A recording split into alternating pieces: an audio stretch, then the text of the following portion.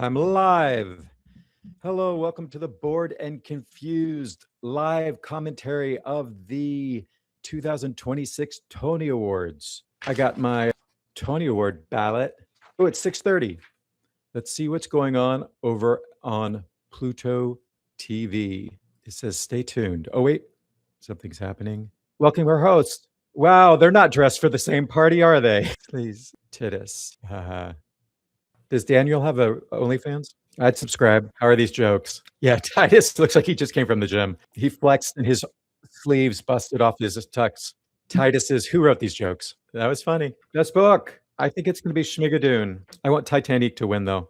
But I think it's going to be Schmigadoon. Best book of a musical. Their first time. I think that's going to win. That should win. Make a case for that as well. Schmigadoon. We're 1 for 1. And it has to win one of these awards to be Best Musical. So it's one step closer to being Best Musical now. Dance with me while we wait for him to talk. Oh, what a Mormon. That was a fun little speech. Now we're moving on. He looks good.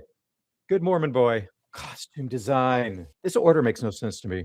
Now we're going to jump to costume design of a play. Those were good. I want Qween Jean to win. He's going to win. Good work. Your shoes are too clean. Scuff them up. And the guitar as well. For Fallen Angels, we're 2 for 2, kids. Come on up, Jeff Mashi. I was like, wait, Titus is Jeff Mashi? He's like a secret costume designer on the side? I wonder who designed his orange tux light. Why wasn't he there? What's your excuse? Now that makes sense to go to costume design of a musical. Gorgeous, gorgeous. Yes, we want her to win and she will win. Did good with leather. Those costumes were, some I love, some I was Qween Jean. Yay. Why? Because Jellicles can and Jellicles do. Oh, she looks great. Look at this outfit. Yay. I'm so happy for her. So is Jesse Tyler and Sam Pinkleton. And we will talk while we wait for her to walk up. Look at her outfit. I love that dress. Of course, she designed it. She's taking it. Look at her strut. Taking her time. She knows she looks good. She knows she looks good. Yes. There's a queen right there. She is a queen. Andrew Lloyd Webber in the house. Wow, they need an escalator to like whisk them up. Okay, where's someone to like hold her hand and help her up? There should be someone there, right? To help them up in their big dresses. My Qween Jean. She is tall. Oh my God. Look at this outfit. She got the assignment. She's a costume designer. We have to vote. What I love about the Tony Awards is it's an opportunity for me to actually learn how to pronounce everybody's names or try. Jaylin, is that how she said the name of the director? Livingston? Congratulations. Congratulations.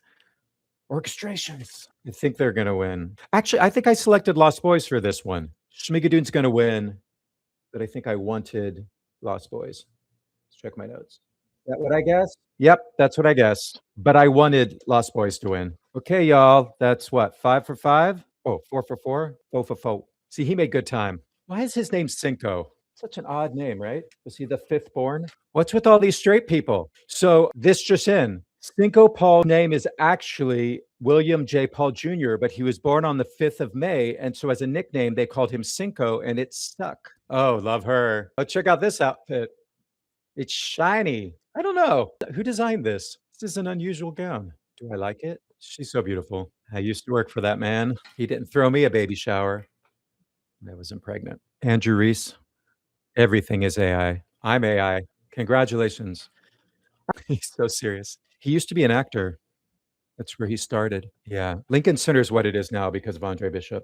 When I worked at Lincoln Center, Andre Bishop would always show up, and he was so hard to read. He always looked like he was just like he kind of has the resting bitch face. He always seemed so angry, and every time he'd come in, we'd be like, "Is it okay?" And then afterwards, he'd be like, "Everything was great," and he loved it. And we'd be like, "Oh, okay." Would have never known from his face. Tell your face, Andre. Have we only done 4 awards? 4 for 4. How's everybody doing? Comment what you thought of Kelly O'Hara's dress. It was unusual, right? It looked like it had aluminum foil on it. Kind of had like an 80s vibe to it. But this isn't Project Runway. Whoa, I already lost some bets. Sorry, Magic Marcy. You should watch my video because I'm going right. So, although I'm expecting some upsets, I'm expecting to just have totally missed. There's going to be some surprises, I think, and maybe even the category of like Best Actress or some things where you thought for sure you knew who was going to win it, and then there's going to be a big surprise. Do they always go in the same order? I wonder. Do they always start with book and then jump over to costumes, and then come back over to orchestrations.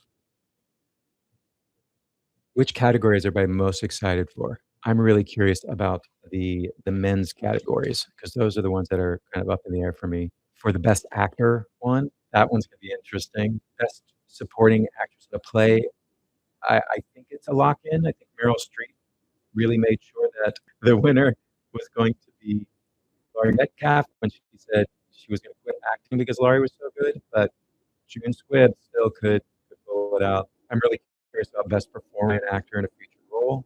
That one's really there's so many great actors. That one's really up in there. I think I picked Alden Ehrenreich, but Ruben Santiago is who I want to win. Any person is just give him all the awards because he's always amazing. And then Christopher Abbott, great performance. Yeah, featured actors would be interesting.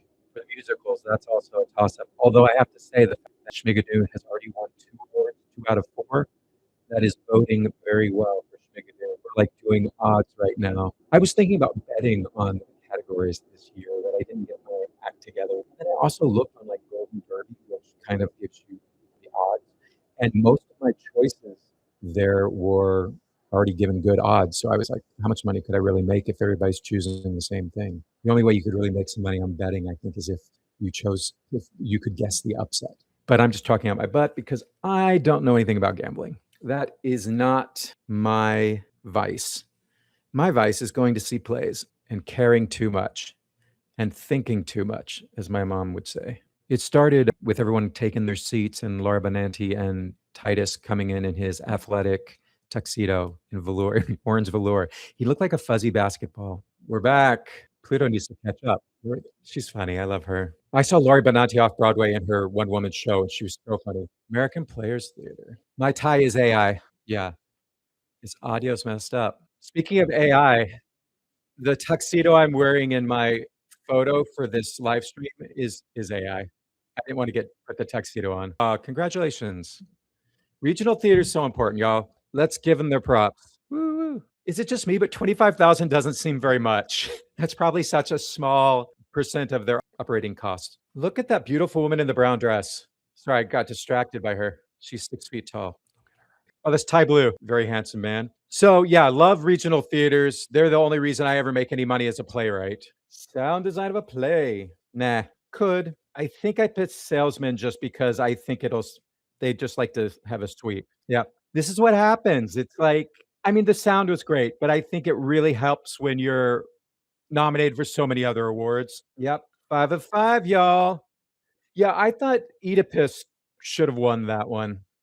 The sound design was just interesting for that play. Yeah, audiences in general are very white for the Tonys and for Broadway. He is amazing. Joe Mantello. He's the man. I wonder if he's nice to hang out with. I wonder if he's fun or like really serious. I bet he's really intense. Just my guess. Sound design of a musical. I think Lost Boys will take this, but Cats could get it. That's who I think should win. I think Lost Boys will win. Let's see. Oh, I got one wrong. And I didn't even I had Kai Harada maybe winning for Jellicoe Ball as an upset. Oh, this bodes bad for Cats, though. But they did win costumes. Ragtime. Wow. Yeah. Only at the Tony Awards are people like nominated for 2 or 3 things. I love that he has 2 acceptance speeches. The other one he flips over for Cats. That's hilarious. I can. Amazing fetchin' orchestra at Ragtime. You got rhythm. Has anybody ever rapped their acceptance speech? If anyone would, it would be Lin-Manuel. Okay, so I got one wrong, y'all. And I didn't even see that one. Neither did he. He didn't know he was like, what I went for. I wanted to have a perfect score. If I get something wrong, I want it because something that I really want to win to get the award. Boy, it's hard to talk when people are talking to my ears. I like his bow tie matches her outfit. Smart. It's like they're going to prom. Freddy. Oh, here we go. Let's meet Freddy. Oh, they're just going for the heartstrings. They're like, and I had cancer. Fredry? Woo. Fredry Hedris. Oh, yeah. Oh, they got the Cats Jellicoe Ball fan. Smart. Lin-Manuel wrapped best book for Hamilton, you think?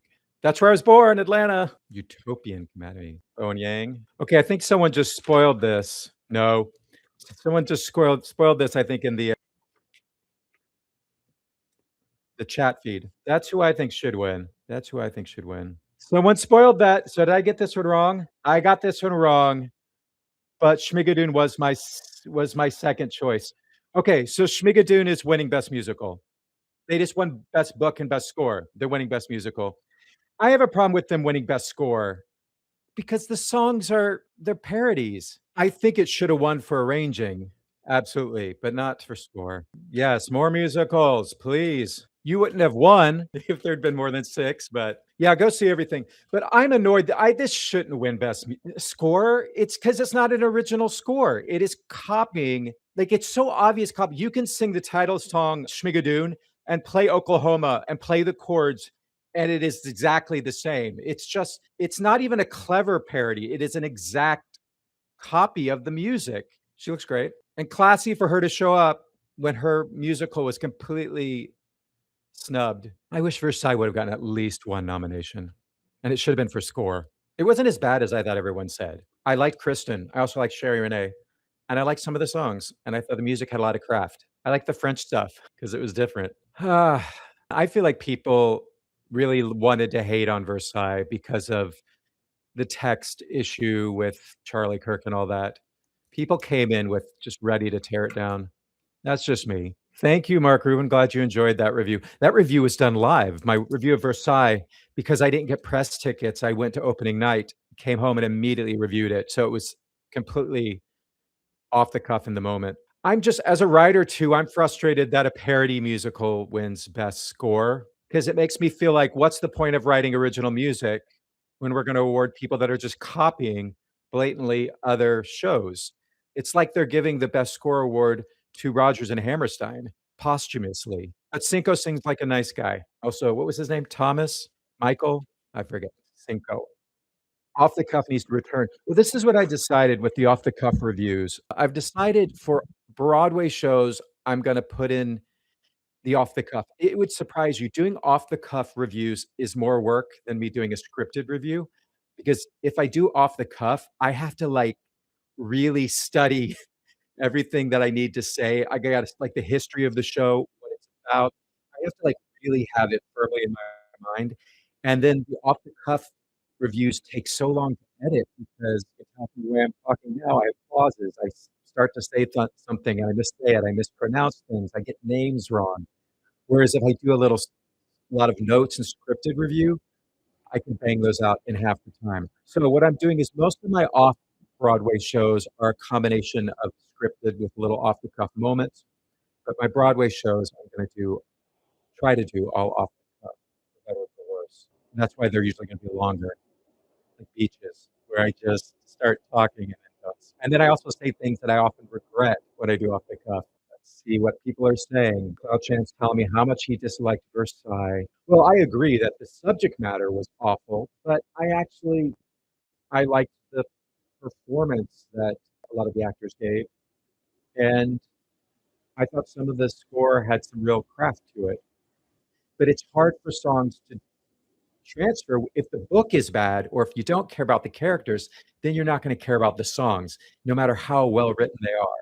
You can't make people, because a song makes someone really care and fall in love. And if you don't care about the characters, you don't care what they're singing. That's my 2 cents. Whereas Schmigadoon, of course, the songs are great because they're copying the greatest songs written for musical theater. There was a show called The Musical of Musicals. Does anybody remember that? It was a parody, and what they would do is they'd basically tell a melodrama story of, like, you must pay the rent. I can't pay the rent. I'll pay the rent. Of like the bad, evil sinister man, and then the ingenue who gets tied to the train tracks, and then the young, handsome man who comes in and saves the day. Anyhow, that was this basic story, but then they did that basic story in the style of Andrew Lloyd Webber, in the style of Candor and Ebb. That to me is that show I could see winning best score because it wasn't copying specific songs. It was more a general idea of how Andrew Lloyd Webber writes. So it did a lot of copying of famous opera pieces. And Candor and Ebb they really understood the style of those composers. So that's that I could see winning best score. I'm just Schmigadoon. I'm not impressed by the score. I feel like the lyrics are more impressive. So maybe for the lyrics, but the music, not so much. Okay, we're back. Stokes, we're doing lighting design. Oh, he's cute. Penn Teller, BB. We did Pippin. Incredible show. It's funny that they hurry up people's acceptance speeches, but then we have these long segments. Okay, let's answer these questions. Is Girl Interrupted like chess? No, because the score is not as good as chess. The problem is with Amy Mann's songs is they're great pop songs, but they're just not theatrical. Whereas at least Chess's songs feel more theatrical. Lightings I have a play. Okay. I actually didn't love the lighting for Joe Turner. I love the lighting for that. Love that. I think this will win. I don't know if it should, but I think Death of a Salesman win. Jack Knowles. Got that one right. 1, 2, 3, 4, 5 right, 2 wrong. Not doing so well. 2 wrong? I can't get any more wrong. Well, this is an interesting outfit. It's got like witches on the moon, flying across the moon. You say you rock. Hey, Pluto, you get what you pay for. I mean, I do got to say the resolution of this on Pluto is good. It's just every time the commercials happen, it gets messed up. He's funny. He's a character. He's a character. I love him. Congratulations, Jack. Oh, that's lighting. Nah, this has got to be Lost Boys. Oh, Michael Arden gets a credit too for lighting. Hey, Mr. Director. Jen Schreiber, yeah. I got another one right. Yeah. And Michael, I wonder, sometimes directors get to be such a big deal that it's like they can really imprint themselves on a lot of different aspects. Like Michael Arden also chose the composers for this show. I mean, this really is his show.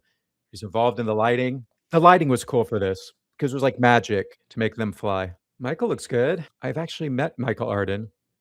He was a reader for me in an audition once, and he was excellent. His husband. Oh, Andy looks great too.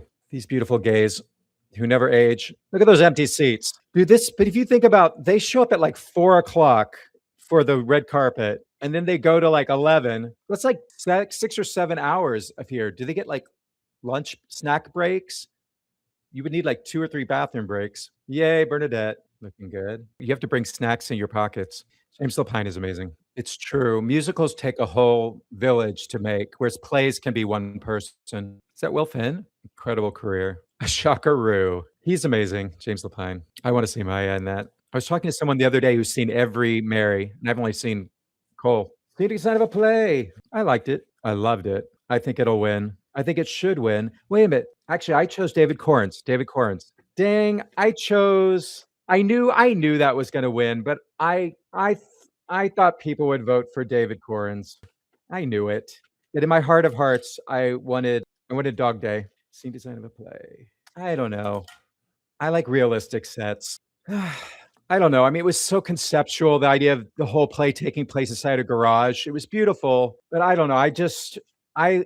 I'm a sucker for very realistic sets that can move on the stage. Okay, scene design of a musical. Okay, this is going to be, I mean, that's a cool set, but I don't think so. That's who's going to win. Dane Laffery. Incredible set. But I think Dane Laffery gets it. Yep. So far, actually, a lot of the wins feel kind of predictable. Like they're giving a lot of awards to Death of a Salesman. They're giving a lot of awards to Schmigadoon. They're kind of letting them sweep. Got 3 wrong. We should have known better. He's got that Colonel Sanders bow tie. Yeah. So yeah, thought they were going to win. This model is amazing. What are they thinking? Okay. What's next? Choreography. Any other year he would win. Not enough dance in that. Not enough dance in that show either. They're going to win it. And they should. They should win it. Yeah, that's aerial work. It doesn't count to me. Amari Wiles. Yeah. I agree with this 100%. I mean, Cats is a dance musical. Like if Cats doesn't win best choreography, it's like, what are you doing? Because it's a dance. It's like dance first, song second, plot, acting third. I mean, it's a dance show from the original conception. Oh, he's got a little shrug, a little royal blue cape. He must be cold. I want to see them dance. I want to see them vogue. Oh, look at the eye makeup on the Shields. He's got a knit tie on. It's a throwback to the 80s. I used to have knit ties. Spit it out, buddy. Spit it out. You ain't got time. This couple cracking me up. This is how you know these are 2 guys who dance. Boys, you need to talk faster. Yeah, exactly. They should be playing them off now. Okay, Jellicles. I'm glad they won. They deserved it. Oh, is it time? Is that it? Hey, it's only 7:38. What's going on? Okay, I guess this is the dinner break, bathroom break. Okay. So that was interesting. I'm mad at myself for not picking Death of a Salesman for scenic design. Like, I knew it was going to win scenic design. I knew it. I just was hoping people would be as amazed by the reality of the realness of Dog Day Afternoon, because that set just blew me away. And it moved around and it shifted on the set so that you could bring in other bits. What else would I get wrong? Best original score, I already talked about that. Cinco seems like a lovely guy, but I'd be curious to hear Cinco write an original score, an actual score that wasn't parodying something or copying something. Does he have that skill? And sound design of a musical went to Ragtime as opposed to Lost Boys, but whatever. Sound design is just musical sound design is such a play I get a little bit more because you can have a lot of different sound elements going into a play, but a musical with it really becomes about how well you can hear the music, I guess, and the lyrics and how good the orchestra is sounding. What do y'all think? Okay, if musical wins best musical, do the actors get a pay increase if they're in that show? No. But if an actor wins best actor in a musical and they had it in their contract that if they win an award, they get an increase in pay, then they do. It all really just boils down to what people have in their contracts. Feels like Death of a Salesman is going to sweep. Yep. And it also feels like Schmigadoon is going to sweep, although probably not in the acting categories because they don't have many. I think the acting categories will be swept by probably Death of a Salesman and the people called it Ragtime. Did Cinco write anything for the actual TV show or just the adaptation? No, I think Cinco was involved in the songs because a lot of the songs, my understanding, all of these songs or most of these songs came from the television, and there was a lot more songs in the television show. But someone else who's much more familiar with the television show might be able to answer that. Let's see what the internet. Hey guys, you want to see my glasses? Cinco Paul wrote all the original songs and the musical score for the Schmigadoon TV show. There you go. He's a one-man band with the help of Rodgers and Hammerstein, and Frank Lesser, and Meredith Wilson. Ragtime for sound is kind of insane to me. Why do you say that, Drea Chalfan? You know, it is actually interesting because my friend, I had no trouble understanding Ragtime because I know the score so well. But a friend of mine who'd never seen it before, he said he had a really hard time understanding Sarah in the show. But we got like 20 minutes, y'all. I feel like last year when we did this, it went right the into the Tony Awards because I remember having to like hustle, but I got Paramount all set up supposedly. Let's go find Pink. Pinky. Tony. There she is. Watch live. Clicky. CBS would like to use your current location. Sure. Go for it. So what is the likely shocker? You know, it's funny. I was talking to my friend who's a Tony voter, and I can't remember who he picked, but he picked someone other than Leslie Manville for best actress, the best actress in the play. And I was like, "What about Leslie Manville?" And he was like, "I don't think he's going to go that way." So I was like, "He knows what that one." So he made me very choice for that one. So someone asked me to make a video about what I felt about Pink hosting the Tony Awards, and so I'll go ahead and talk about that now since we've got 20 minutes. I don't think you have to be in theater to host the Tony Awards any more than I feel like you have to be a movie star to host the Oscars, or you have to be a television or movie star to host the Golden Globes. Like Nikki Glaser, she was amazing. She's not a big TV actor person. She's done roasts, but she was a fantastic host. So my thing is, I'm like, as long as she does a good job, as long as she's funny and a good host, we know she can sing, we know she can move. So hopefully they've written I think Patrick and Paul wrote an opening number for her for this. So as long as she puts on a show and does a great job, I say great. The big question though is why she moved to New York? This is what I read in some Reddit, so I don't know if this has verified knowledge, but that she moved to New York. Part of the reason she moved to New York is that she has a daughter who really wants to pursue theater and be on Broadway. And so someone was saying, "Oh, she's just hosting the Tony Awards because she wants her daughter to be on Broadway." I'm like, there's better avenues to getting your child on Broadway than needing to host. I'm sure she has lots of other contacts, but if she wanted her daughter to help her daughter get on the show, she doesn't need to host the awards. But she might also be like, my daughter loves Broadway. I love Broadway. I want to be more involved in it because I love it, and my daughter would love if I hosted it. Then I could see that being a reason to do it. But I don't think it's as cynical as if I host the Tony Awards, my daughter will get a show. If you want to put your daughter in a show, you just have the money, you just become a producer. You just put a lot of money into a show and say, part of the deal is my daughter in it.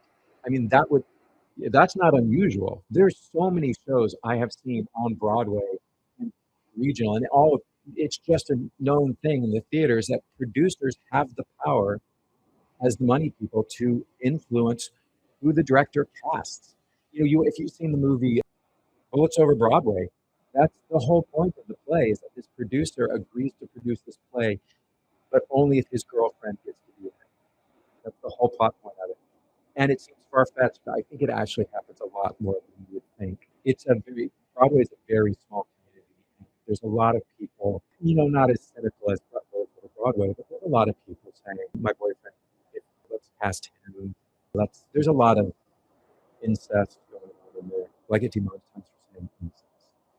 All right, so those are my thoughts on Pink. So as long as she does a good job, I'm all here for it. And to be honest, I found it so weird when Hugh Jackman, who I think is a great host, but it's weird when you host a season where you're nominated for something. It's so weird to not be nominated and see if you win an award, because then it just feels like, well, of course Hugh Jackman's going to win, because how awkward would that be? You're hosting the Tonys and then you lose. I think it has happened though. Someone mentioned that there was a host once who did not win an award. That seems awkward to me.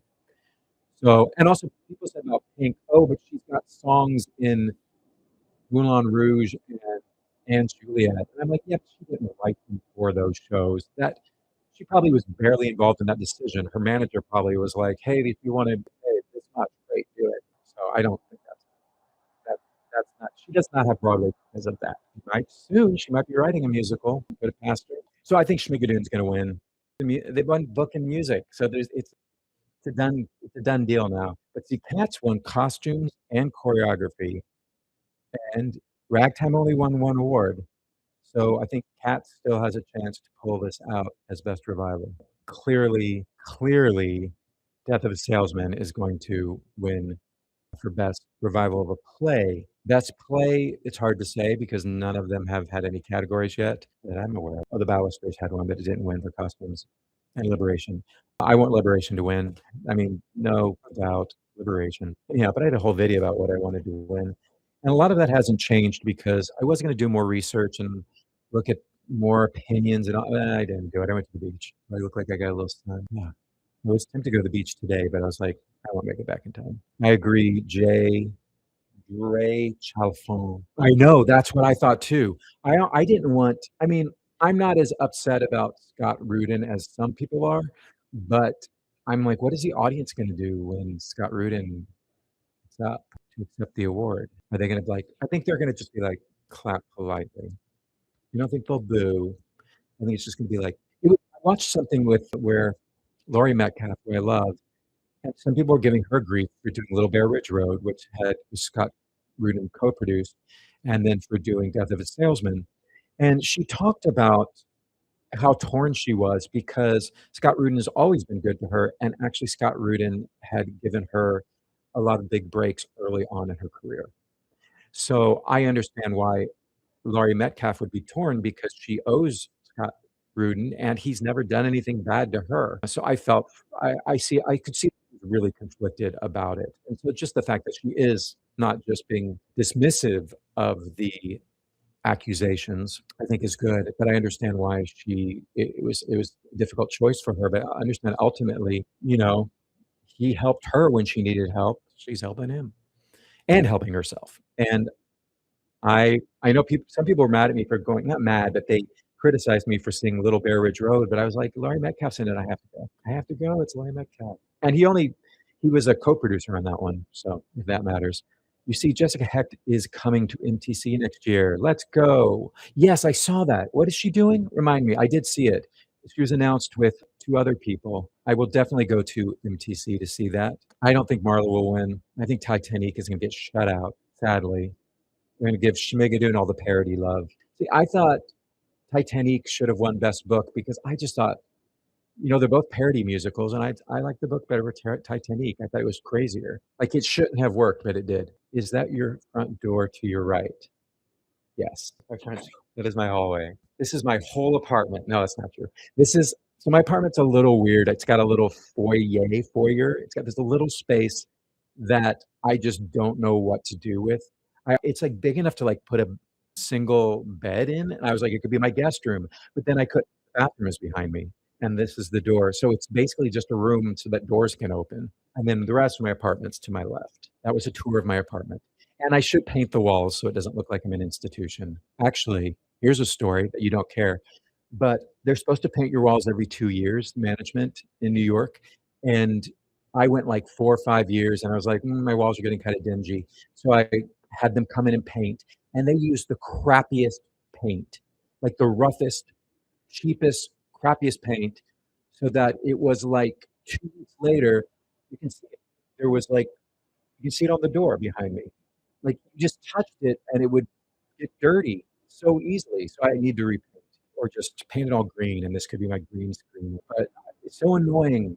New York, like they're like, well, we don't want to paint, so we're going to do a crappy job at it so that you won't ask us to do it again. And guess what? They're right. I'm not going to ask them to do it again. I'm going to do it myself. I'm going to go buy some good paint, maybe do a color. But I've been saying that for 2 years, and I need to just repaint instead of looking like I live in a dorm room. Praying for cats. Yeah, I want cats to win. I just don't see in what world it wouldn't win. Also, many audience members don't know who's producing. Awake and True, but I think people are voting on the Tonys. I think they know who's voting. Oh, Wake and Sing. Right. Thanks, Go Bills. That's right. I remember reading that. I saw Wake and Sing with Danny Burstein and Pablo Schreiber. It was produced by Lincoln Center, and it was great production. So definitely excited to see it again because it's really good play. They booed Nathan Lane at the drama desk for thanking Scott. Wow. The drama desk are a little, that's not as formal. This is televised. This is like the Broadway brand. I think they're a little more afraid to make it look bad. Yay, Daniel, Tobias. That's a great comment that your nephew had never seen a Broadway play and he loved Dog Day Afternoon. Seeing your first live Broadway play is an incredible experience. It's memorable. He'll remember that for the rest of his life. People ask him, what was your first Broadway play? He'll be like, Dog Day Afternoon. We need an apartment tour.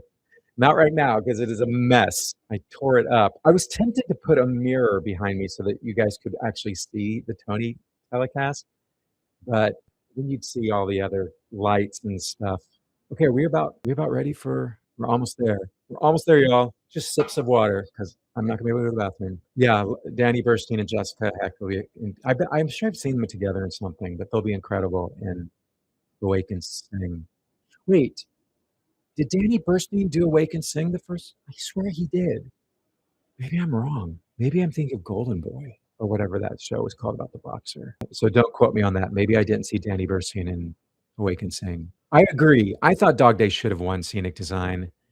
They went for the more artsy, surprising take, which I get. Yeah, that's of the ones that I got wrong.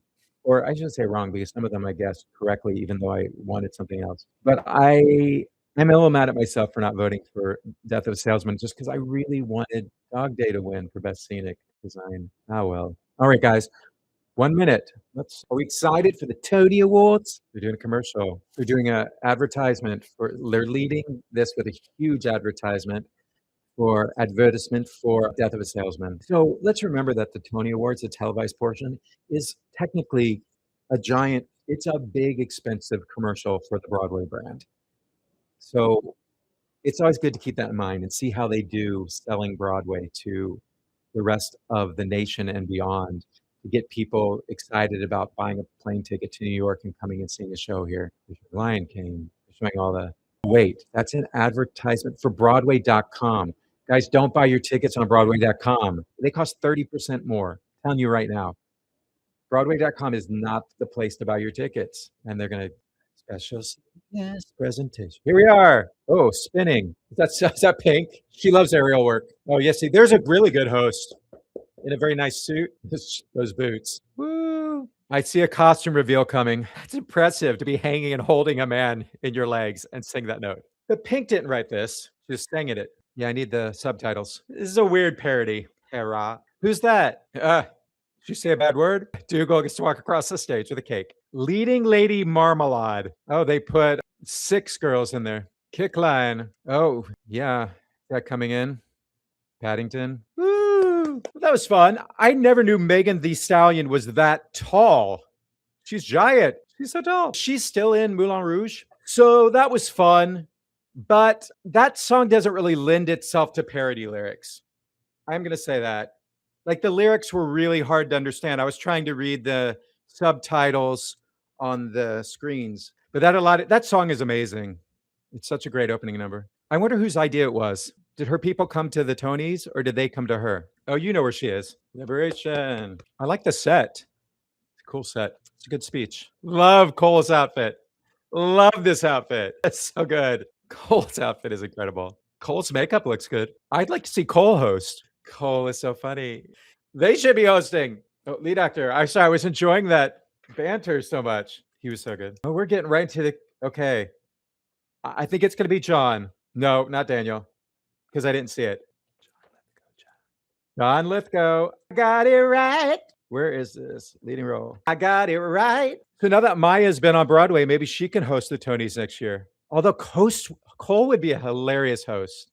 He's just not famous enough, I guess. He's the reason for the play, really. Isn't that crazy? This is how I'm going to sit at the Tony Awards. Okay, Grandpa. I remember my first Tony Award. Speaking off the cuff so well. Good speech. I love when they can just speak from their heart like that. They don't need notes or a teleprompter. I love that he's walking off with Cole as his escort and not the hot woman.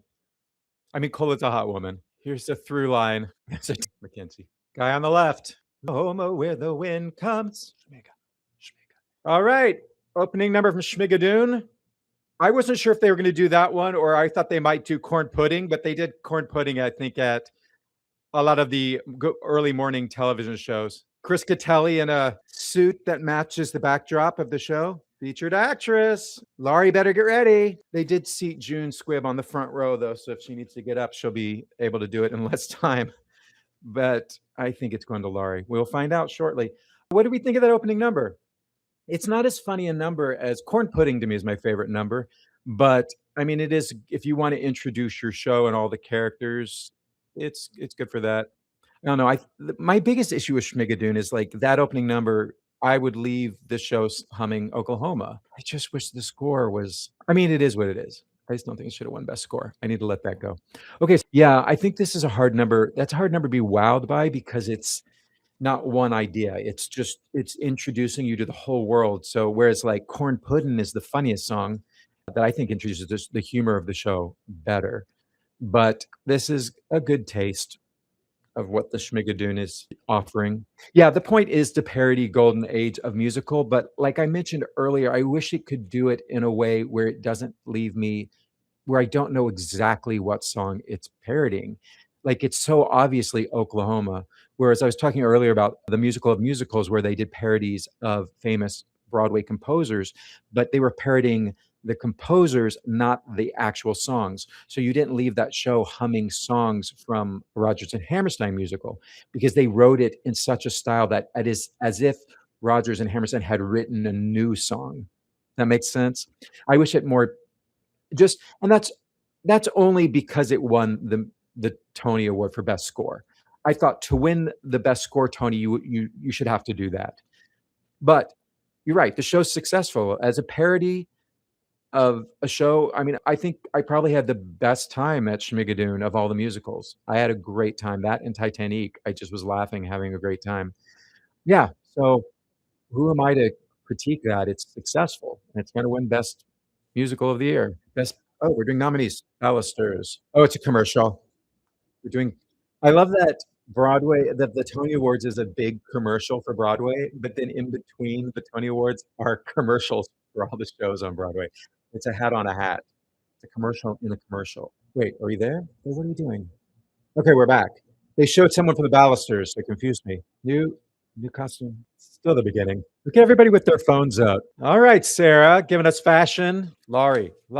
She was amazing. But the whole cast, also very good. Laurie Metcalf. Sorry, June. June will win it next year. Yes. See, look, there's someone to help him up the stairs. Where was this guy during the pre-show? We're Act 1. Yay. Look at that cool dress. She looks great. Is that she wearing a Christian Siriano dress? She didn't thank Scott Rudin. Maybe she learned from Nathan not to do that. I think she looks great. I love that dress. Congratulations. She was so good in that. And you still can go see it. He's in character. The Fear of Ragtime. I love the little kid just standing there. The understudies are on too.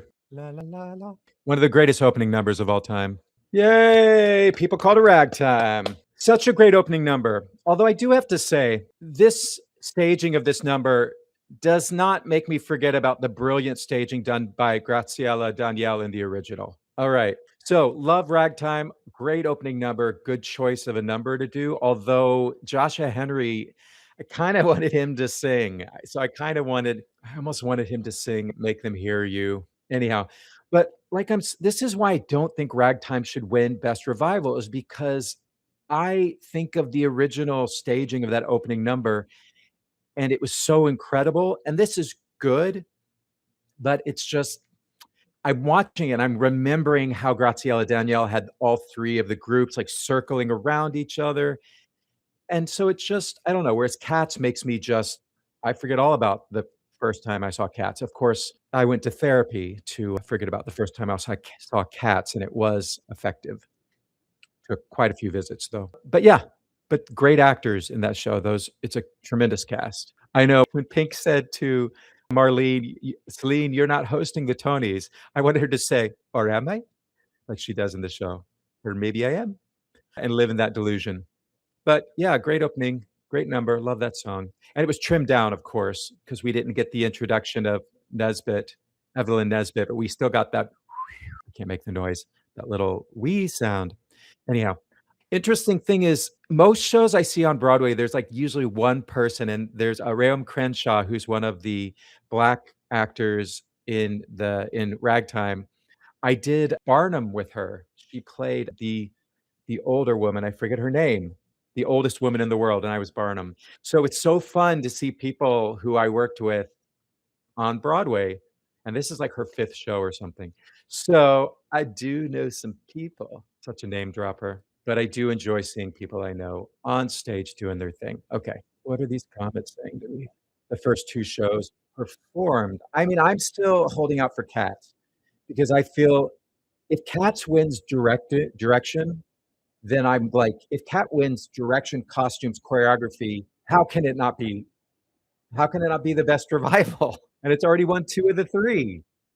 I just don't think winning a lot of acting awards is the reason to say it's the best revival. Because when people come see, I said this before, when people come to see the show, those actors probably won't be in it anymore. Commercial for Just in Time with Jeremy Jordan playing right now. So I actually went and saw Just in Time with Jeremy Jordan, and I was gonna do a review of his performance, but he was good, but not as good as Jonathan Groff. And I just didn't see I was like, it would be a 1-minute review. He's good. He's doing Jeremy Jordan. So this is my 1-minute review.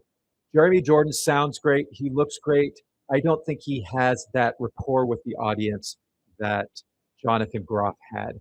And I also found the stories and the little bits that he does at the beginning when he says, today I'll be your Bobby Darin. Jonathan Groff's bits were much funnier than the ones they gave to Jeremy Jordan. Jeremy Jordan was mainly talking about other shows he'd done on Broadway, and they made jokes about that. Whereas I thought Jonathan Groff talking about being gay and talking about growing up in the Midwest in this small little town and coming to New York. And to me, it was more personally about his life, where Jeremy Jordan, it was about his career. And I just didn't find that intro as interesting. But that being said, it's a well-done show. It's well-directed. It's well-written. And Jeremy Jordan is a fantastic singer and a good actor. So I thought the show still worked. Ooh, are we back? Yeah. Ben Platt and Ava Perón. That is a plunging dress. It's a plunging neckline. Ooh, Joe Mantello. Cheeky. Oh, we're doing musical. This is going to decide it, y'all. He already won. This is who I fit. Cats, Jalon. Now that I know how to say his name. Yes. Yes. Come on, they have to win Best Revival now. They have to win Best Musical now. Best Revival of Musical. Because they won direction. They won choreography. They won costuming. Ragtime won sound design. Oh, they made me cry. That was cute. Jellicoe, song for Jellicoe Cat. Jellicoe, song for Jellicoe Matt. Jellicoe, song for Jellicoe Matt. I have my earphones. I have no idea what I sound like. Yay! So happy. Joe Mantello, direction of a play.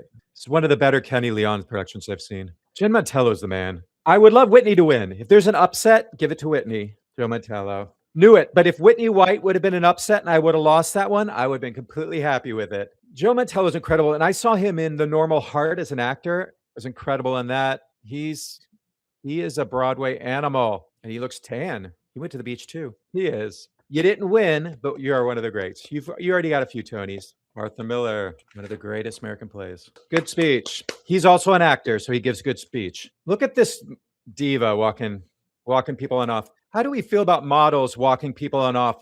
I feel bad for other people next to those models. They look like hobbits next to these gorgeous models. Titanic. What do you say? I love that she's doing it to the camera. Oh, someone walked around the camera. Yay, Titanic. I have thoughts about this number they chose, or these two numbers they combined. So I think it's hard to choose a number for, oh wait, Pink, she gotta say something? We'll be right back. Can't wait to see what the Jellicoe cats do.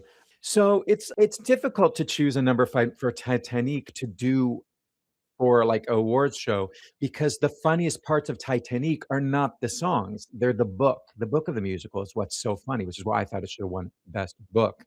So, Marlena, I just had a moment where I forgot her last name. Maples? Marlena Maples. Sounds weird now. Anyhow, she's amazing in her impersonation. She's so funny as Celine Dion, but it's not about the singing as much as it is the overall characterizations that she's doing. So I'm glad that we got that at the beginning. But then the humor goes down instead of building towards the end, because the songs, it's a jukebox musical. So the songs aren't really what's funny. Usually in a musical, the songs are really the funniest moments, or they should be in a musical. So it's really hard to choose what you're going to do for Titanic if you're going to just do a musical number, because you're going to lose the humor in it. But it felt also the shaky handheld camera. I didn't know about that choice because it made it feel a little amateurish, and I felt like maybe they were a little too close to Celine or to Marla. So I don't know. I sometimes think, especially when you're belting really high, it's maybe better if the camera's further away, so we're not right up in your business. Marla Mindel, my gosh, what was I calling her? Marlene? Marla Mindel. Okay, we'll have to edit that out later. So yeah, what did y'all think? I thought Marla Mindel was good, but you don't really get the humor from Titanic from what they just showed. But it's hard. I mean, I think every show kind of struggles with really giving. Like Ragtime, I think the opening number really tells you what you're going to get out of that number, out of that show. For me, that performance didn't sell tickets. Well, I think the creatives were the ones who decided. The director, that's probably Ty Blue, who decided they wanted the shot. I liked her talking directly to the camera.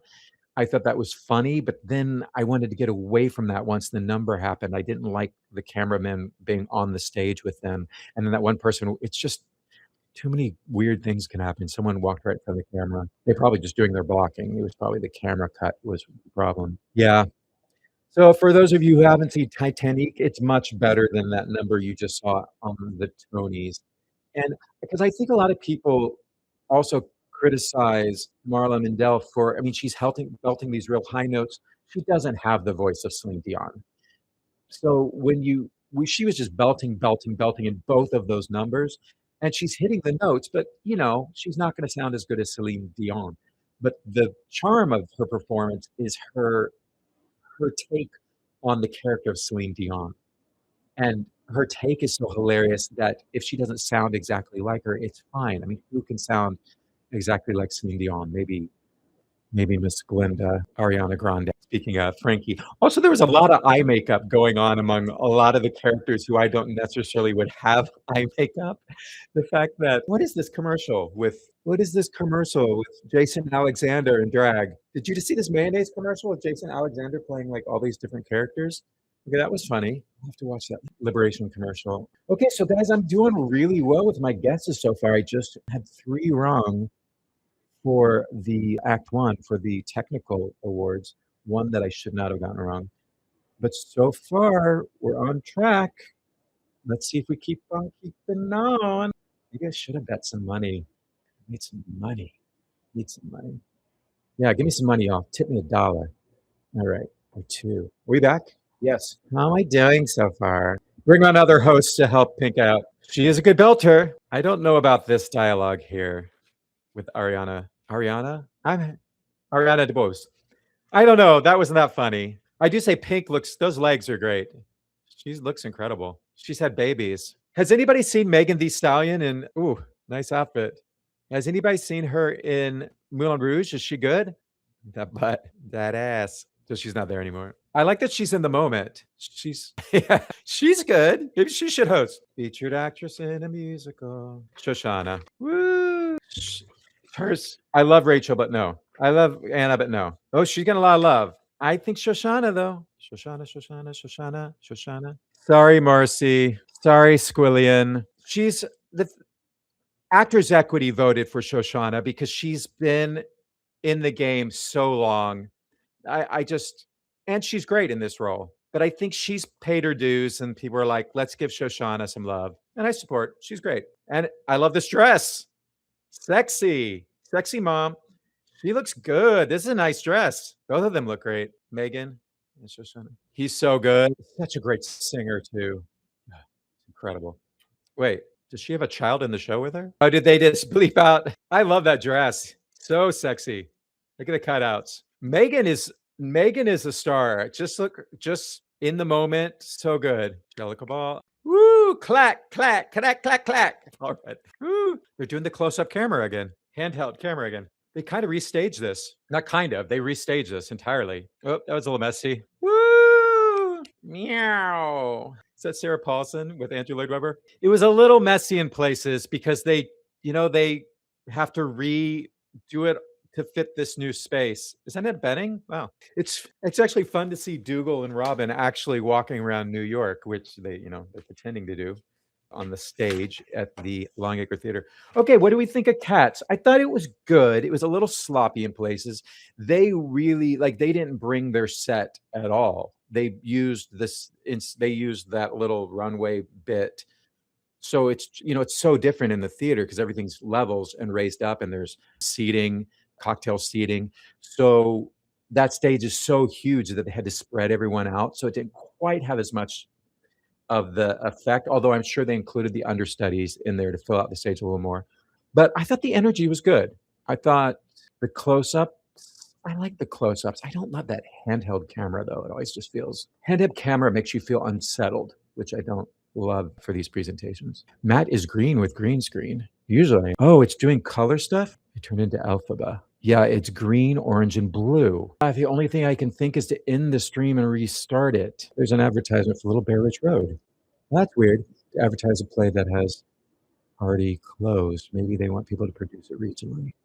Let me know if it corrects itself. I'm afraid I don't really want to end the stream. Oh, we're back. Tall she is. She was in Ghosts. She was great.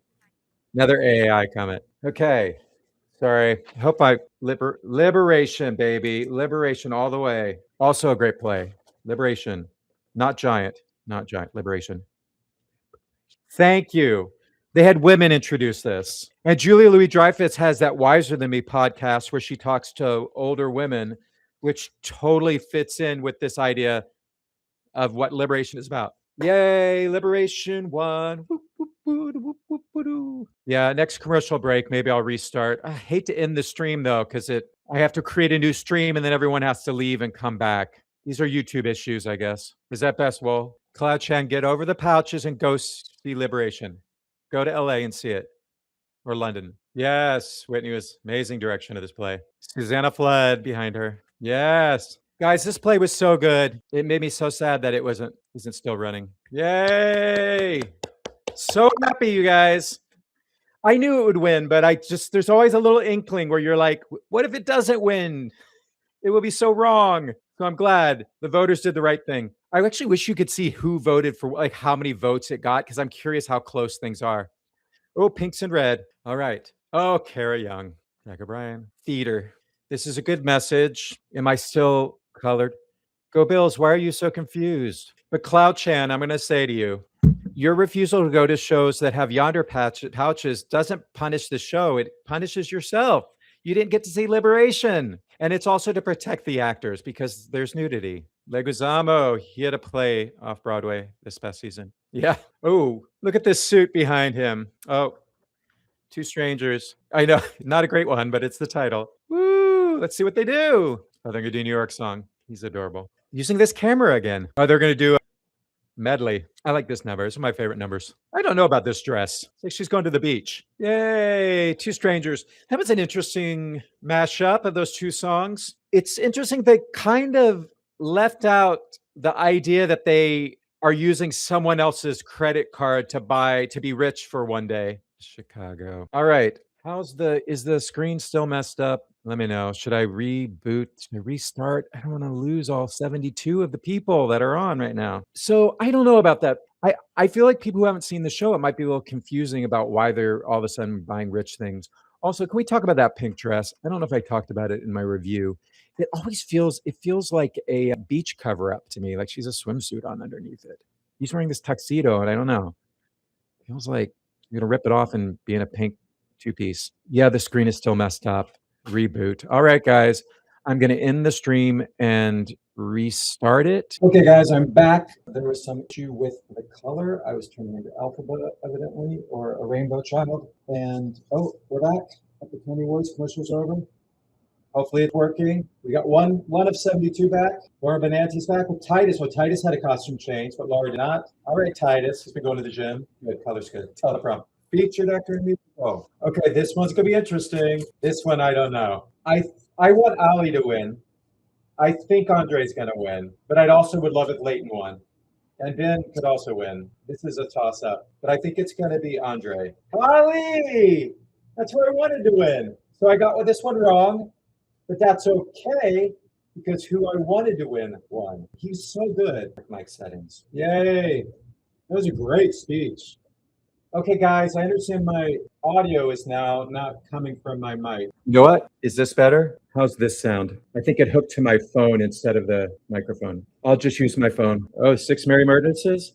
Yes, Alex Newell. Show up. Amazing. It's not how they intended that song to be sung, but hey, I'm here for it.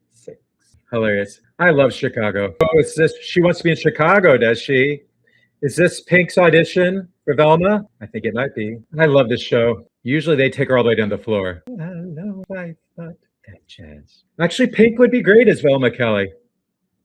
Consider this her audition. Guys, I love Chicago. I did a re-review of it. Not re-review, but a review of it just seeing some long-running shows, which I plan to go do Moulin Rouge before it closes next. But I love the show, Rachel. All right. Okay, so the video looks better now, but is this mic working all right?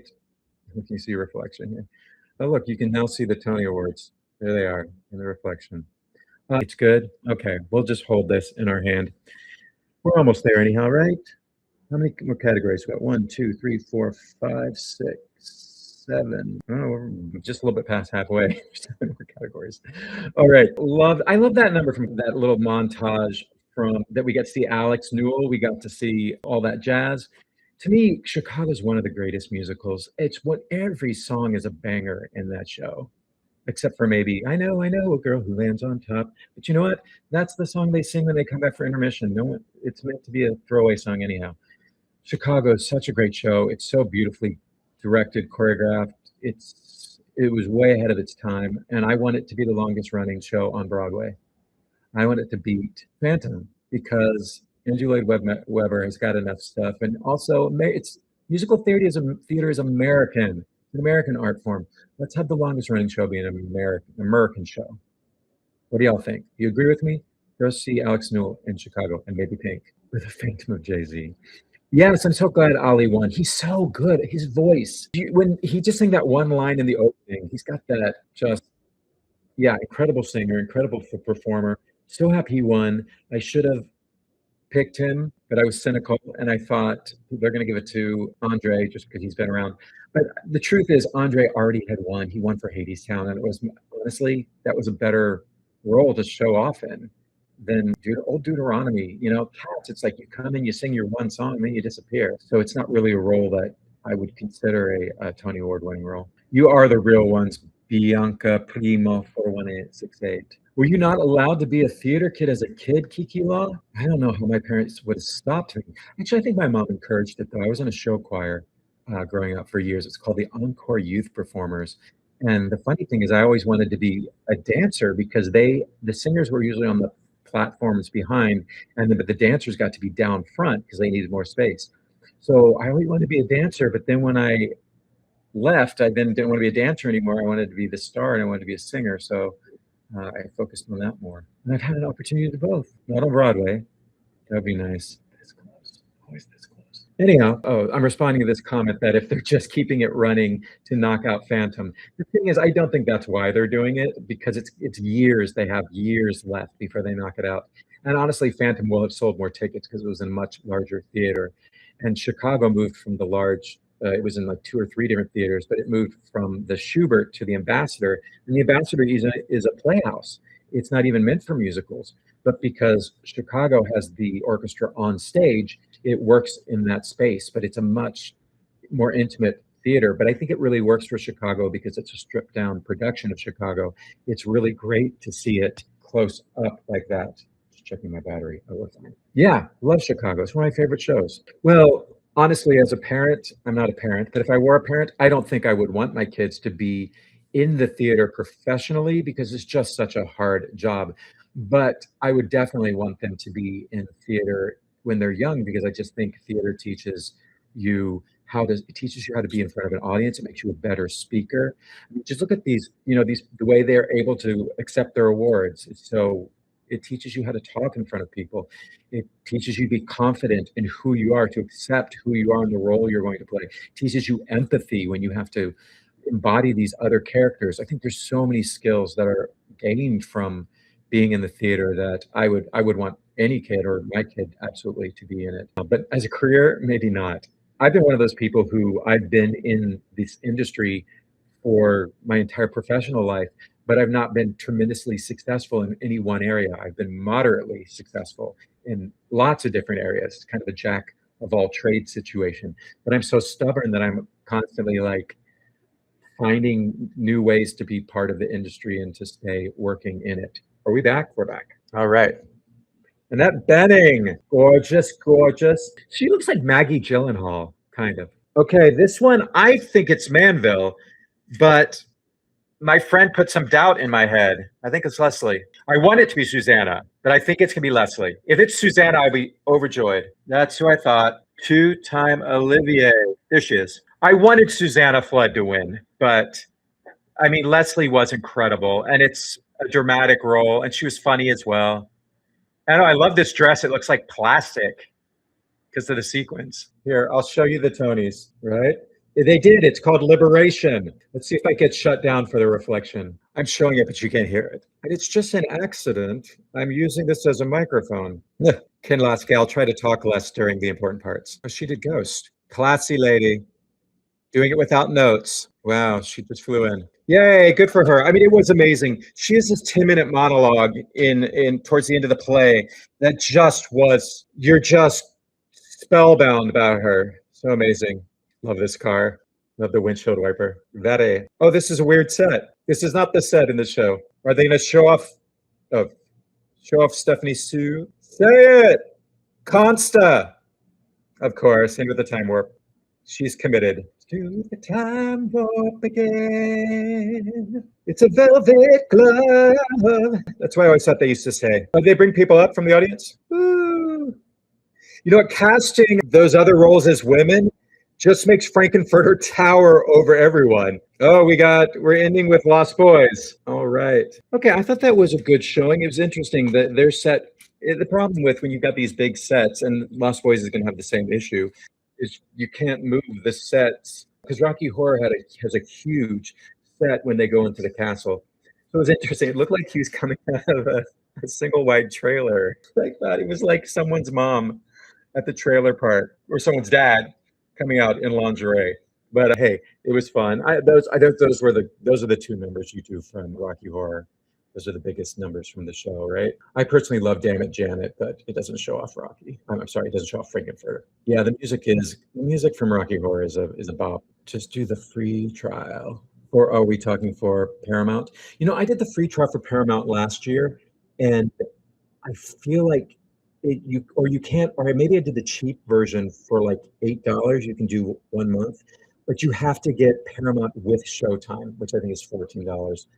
So I just paid the $14 just to see the Tony Awards, and I'm gonna cancel my account on Paramount Plus right after this. After I see the Tonys, maybe I'll watch Drag Race, and then I'll cancel it. Commercial talk. I'm listening. Okay, Ken Lasky, we love the time warp. Athletes speak better. I think Two Strangers will announce closing tomorrow. No, I want Two Strangers to stay open. I like it. I want to make their money back. Also, yeah, I think Two Strangers will also you should get a Tony bump. The question, shows close if they don't get a Tony bump. It's not about winning the awards. It's about their performance on the Tonys is a very expensive commercial. So it's not about whether they win the awards. I mean, that helps to win the awards, but they want to see if their commercial on the Tony Awards will help them sell tickets. And I think, you know, usually every show gets who presents in the Tony Awards gets a boost. That's why the producers pay the big dollars to have their show included in the broadcast. I hope everything makes their money back. And I hope that people, it's the original cast of Book of Mormon is performing.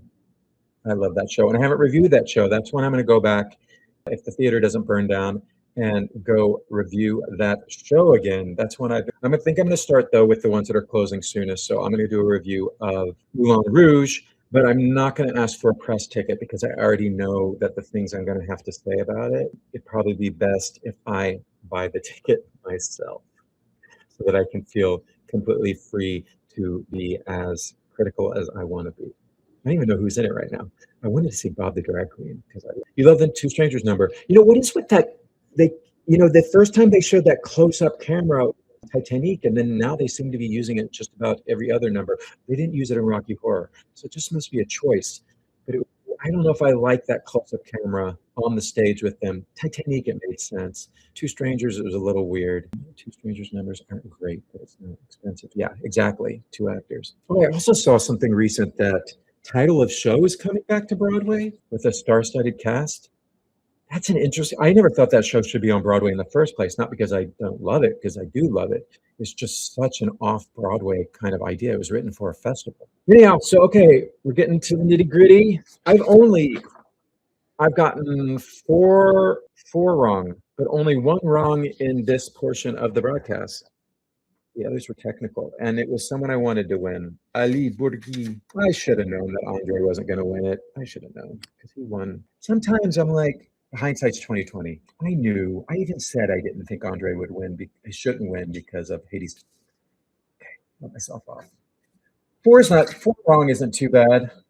Let's see if we can hang on to that and get the rest right. All right. My cousin made the cake for Two Strangers tonight. Oh, really? The one that's featured? Oh, we're back. New dress. Kelly's so good. Oh, it's a real musical. Bigfoot. I'm seeing that this week.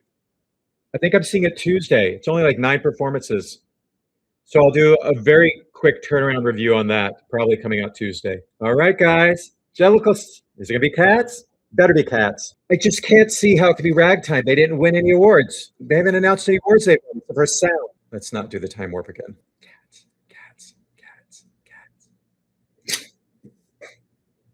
No, you didn't win Best Director.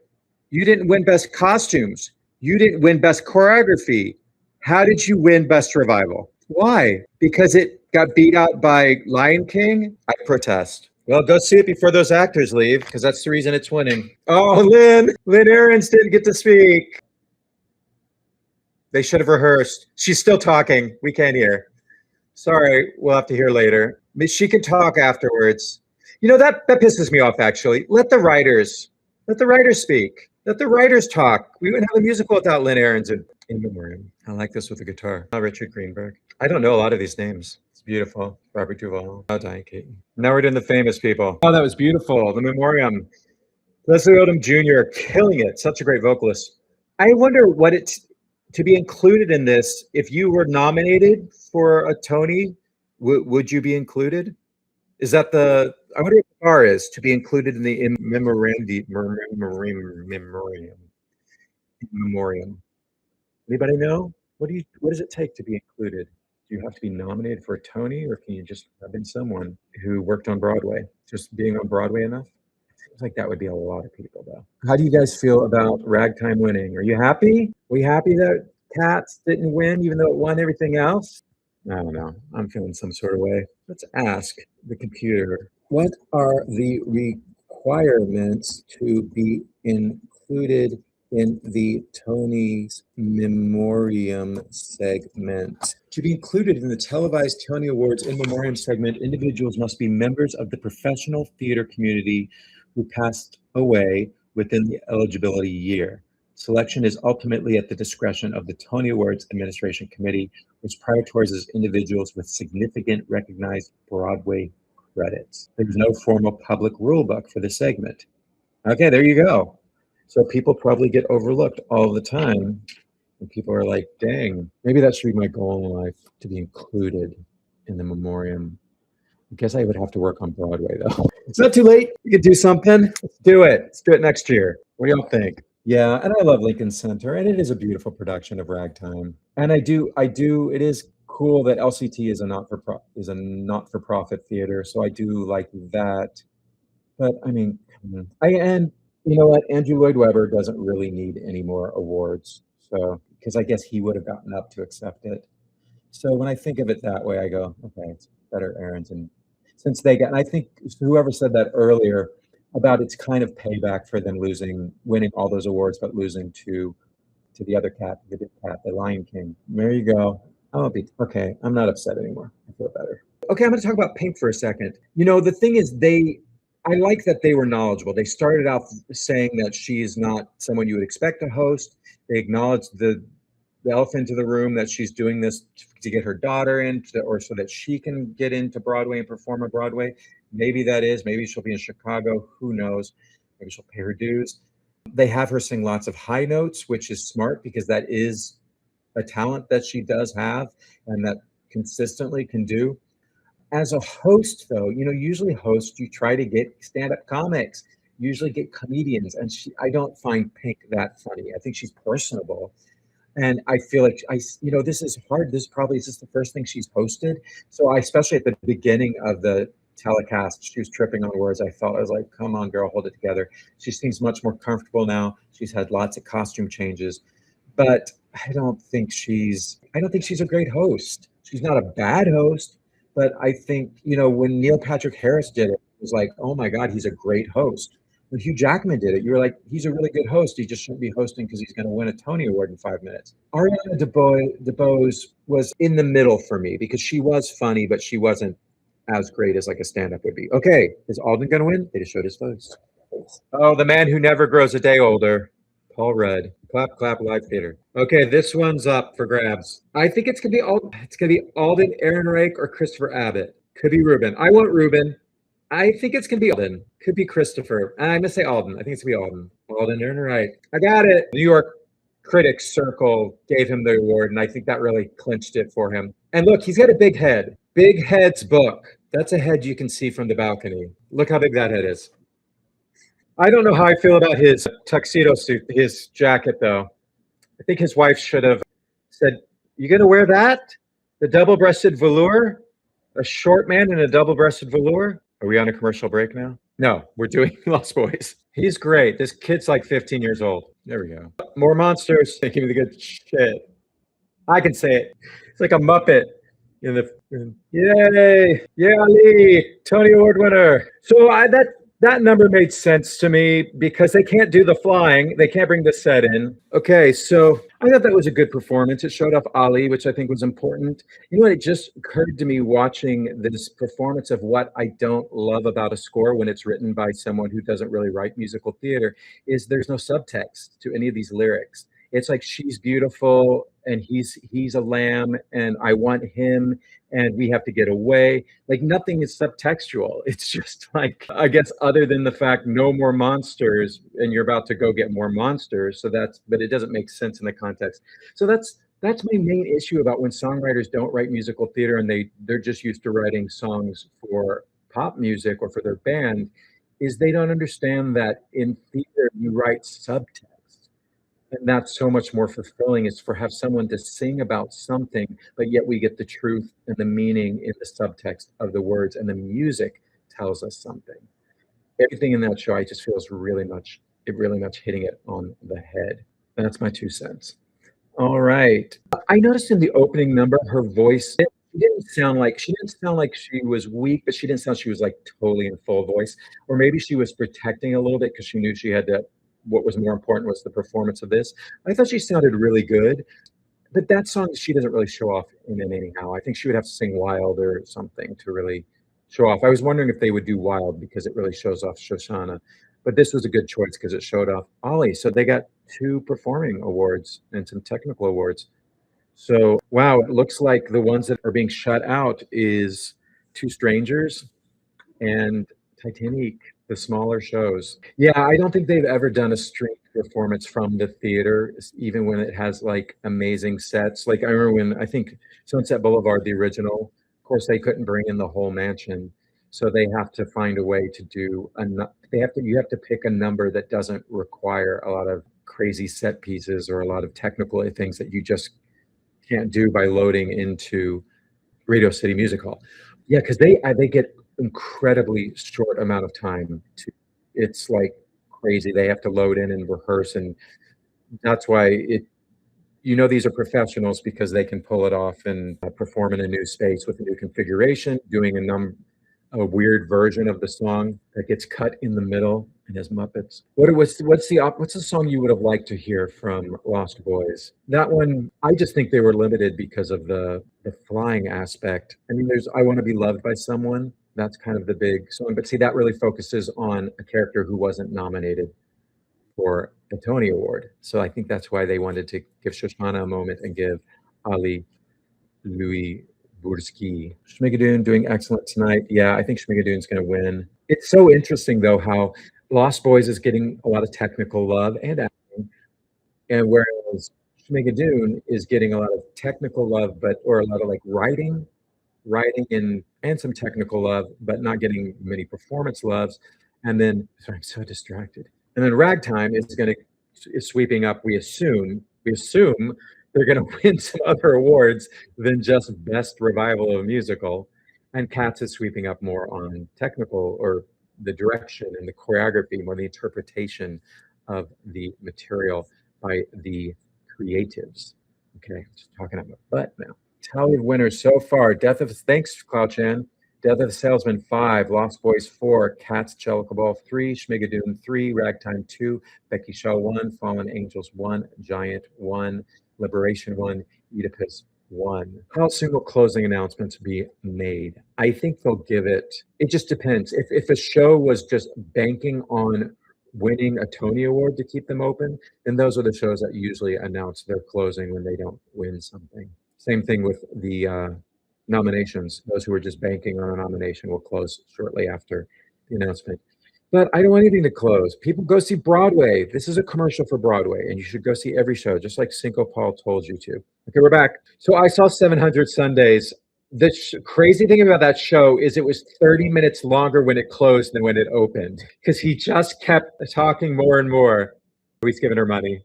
That's cute. Now here is a host, buddy, and that's what he does. Arthur Miller, Death of a Salesman. Why can't it just be Death of a Salesman? Why does it have to be Arthur Miller's Death of a Salesman? I'm going to go ahead and check Arthur Miller's Death of a Salesman. All right. Oh. Nathan Lane is accepting the award and not Scott Rudin. He's not going to say his name. Smart. Fascinating. Ooh, what's going to happen? Is he going to say his name? Say the name of the devil? Oh, interesting. So evidently he learned from mentioning he who should not be named and chose not to name him. Probably smart, because that would be bad press if people booed you at the Tony Awards when you want to sell tickets. Are these bad boys? I love Book of Mormon. Oh, I love this number myself. Oh, that's great. I mean, there's a reason why this show, it's so funny. It's such great, just musically, the way that it goes through all the different themes of the show. It's so impressive. Dylan Mulvaney, prominently featured there in the audience. These guys all look great. Did they come back and do, I think they did like a reunion performance. Oh, look at these beauties. All right. So yeah, I love that number. Josh Gad still got it. He remind me a little bit of Dan Fogler because I saw the revival of Spelling Bee, and the way his singing, the when he gets to the high notes, the way he's kind of pitching them in his voice really remind me of Dan Fogler in Lucky Foot in the original Putnam annual Putnam County Spelling Bee. That's neither here nor there since Dan Fogler isn't in the revival. It just reminded me of that. All right. So, gosh, they're just dragging out this ending though. Now we're doing chorus line next. What's next? Doing. I mean, I was happy to see that. Great. That's such a great score. It's such a funny show. I love. When are we going to get our next Book of Mormon? When are we going to get our next hit? I'm ready for it. We ready for it?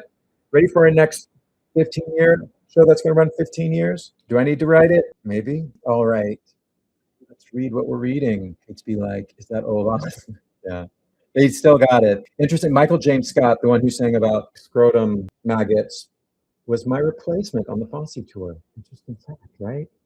He's done quite well for himself after being a replacement. He's great. He's so talented. He's a triple threat. Send me the use serum that Andrew is using, please. I know, Andrew Reynolds. It's called being gay, I think. Although Paul Rudd is doing it as well. Paul Rudd's got the youth serum. It's probably just good genes. You read there were major revisions during the COVID break. For what? For Book of Mormon? Are people more sensitive now? Well, I'll go back. I'm going to go back and see Book of Mormon and do a review of it since it's one of the shows that opened before I started my reviews. Oh, we're back with Rachel Ziegler being in a beautiful dress. So we got Evita coming, right? That's, well, Rachel's being very prominent, probably keeping that. We just saw Nicole Scherzinger. I wonder what she's got going. You know, when I saw her I thought she was so great in Sunset Boulevard, but watching her, I kind of went, I don't know if this is working right for her for this right time. I don't know. She needs a really specific role for her because I don't think she's supposed to appear into anything. So I wonder if she's got anything on the horizon of wanting to come back to Broadway. I mean, her singing is unparalleled. So if they could find the right vehicle for her, it would be fun to see her back on the boards. You know, I've never seen, no, I'm lying. I saw the production with Ricky Martin and that woman from Argentina who played Evita but didn't quite have the voice, but she was legit from Argentina. I'm not a huge fan of Evita because it's one of those shows that was a concept album before it was a show, and I'm not a big fan of those shows.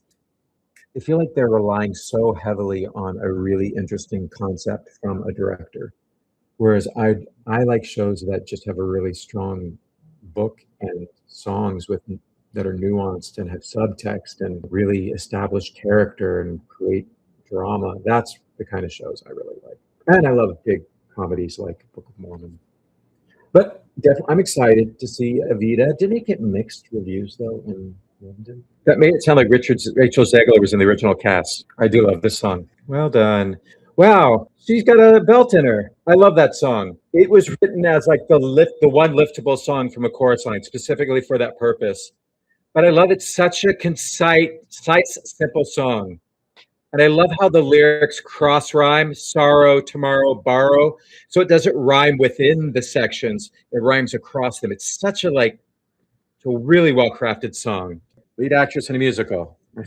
Playing with my reflection. So I think it'll be Casey, but I want Marla. But I think it's be Casey, especially since Ragtime won. Marla. It's gonna be Casey. No, don't be, it's Casey.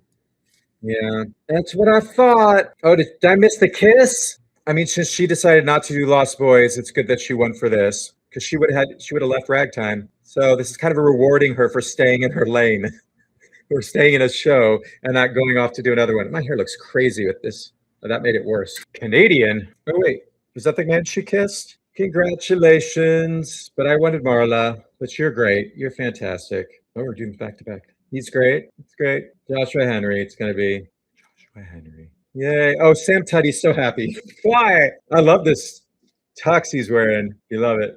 Beautiful. I would rather he sing his award speech than speak it. Oh, that's his wifey.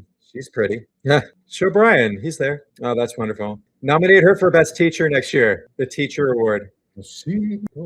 Okay, we ready? We're going to wrap this up. We got 2 minutes. Commercial break. This is CBS for now. Okay, guys. So that's pretty much it I've gotten 5 wrong. So that's assuming that Schmigadoon is going to win Best Musical, which I don't see how I don't see how Titanic or Two Strangers could win it, considering they're both shut out, sadly. But I'm glad that they at least got to be on the Tony Awards. Good for them. So yeah, 21 out of 26. I've done better in previous years. I had 1 year where I only got 2 wrong. This not too shabby. So what did I get wrong? Ragtime for Best Revival, but I knew better. I knew the buzz was for Ragtime, but I was hopeful that people would see the truth and give it to Cats. Best Performance of an Actor was an upset with Ali Louis Bourski winning it, and I'm glad he won it. That's who I wanted to win, so I was glad to be wrong about that. And Cinco Paul for Best Original Score was a surprise to me. I think it could have gone to Two Strangers because at least that was original music. And Scenic Design of a Play went to Death of a Salesman, which I thought it would go to Dog Day Afternoon. I thought it deserved to go to Dog Day, but Death of a Salesman is well done, and I knew that's the way the wind was blowing. And Best Sound Design of a Musical was Ragtime, but that's always sound design of a musical is always a hard guess. So the only shock, really, I think, the only surprise was Louis Bourski, whose name I'm learning to say now because I'm having to say it so many times. That's really the only upset. This was kind of, yeah, I think whatever the odds were, I think they were pretty accurate on this one. Oh, here we go. Oh, nice dress. Save the best for last. Just when we thought she was getting the hang of it. That's a great dress. Very cool. Pink's like, I don't know what I'm doing. Putting it together. I got it. We got it. Yeah, we got it. We got the joke. And the winner. Yep.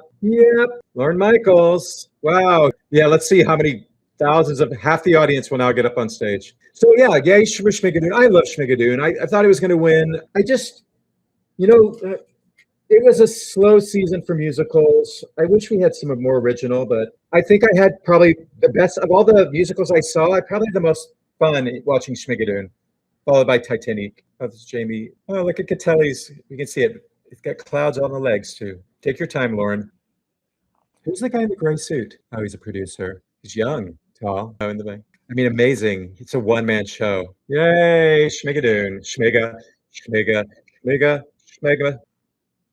That's it, folks. We only went 6 minutes over. All right.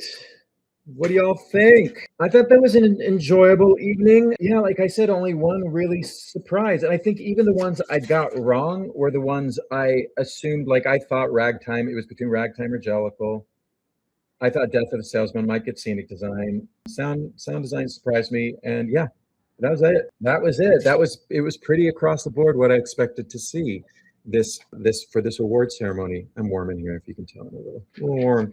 It was a good time. I don't know. Pink was fine. She was fine. Do I want to see her host next year?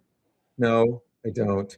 Whereas someone like Neil Patrick Harris, didn't he do it like twice? I'd love to see him do it again. Or there's a lot of people, but that's fine. Pink can go. She got other things to do. She can go host the Tonys, not the Tonys, the Oscars, the Golden Globes. She had nice dresses. She sings well. And I thought the opening number was visually amazing. I love that music, but I just didn't think that song it was trying to include all these lyrics about all the different shows that were nominated. And it's just not a song that really lends itself to parody lyrics. Most pop songs don't lend themselves to a lot of musical theater type parody lyrics. Musical theater songs lend themselves to that much better. But it is such a great song. I mean, it's amazing how a song like that captures so much great energy, and it does it for the show Moulin Rouge every night. And I'm glad that did a mic swap, but I'm glad that the color is finally working. Last year was better. Someone said, it's been so long I don't even remember. There were better shows. I don't even remember who hosted last year. I'm so competitive that I have a hard time being like, dang, how did I get those wrong? The only one I got wrong I'm happy about is Ali Louis. The others, I feel like I should have been right. They were wrong. But no, it was a good time. Thank you guys for all watching this. We got we're at 86 now. That's great. So at midway, we were about 70 something. So thank you guys so much. This channel continues to grow. I love that you guys are as excited about theater as I am, and that you wanted to do this little commentary video. Please, in the comments, I'm gonna shorten this video down to like 30 or 40 minutes and just have the highlights of it. For those of you who didn't see the whole thing, if you want to just hear the little commentary during the commercial breaks I did, I'm going to cut that all down and re-upload that. And in that video, just give your comments about, hey, paint your wall, do the green screen, get a better microphone, which I did have, but get YouTube to fix their video. Any things, wear a fancier tux like Joshua Henry. Oh, you know what? I also loved the outfit. I didn't do red carpet because it's not really my thing, but I loved what Christopher Abbott was wearing.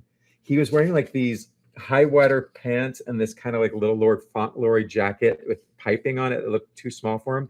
I actually thought it looked really cool.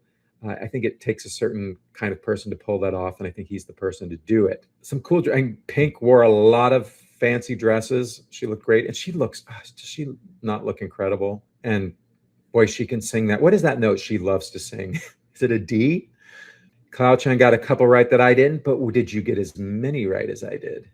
Did anybody beat me? Did anyone get more than 21? Let me know if you got more than 21 right. Thank you for the tux. I bought this tux in Korea when I was, so you guys know I grew up Mormon. I served a mission in Korea. And while I was there, they do such great tailored clothes that I got this tuxedo, and I got one that was kind of, I thought wasn't too crazy. It's got a little shine on the lapel, kind of just your standard tux. Something on the shoulder there. But yeah, this tux, I've had this since 1990. This is an old tux, but I keep it in cedar. And I break it out every so often. I think Pink would be great in Chicago.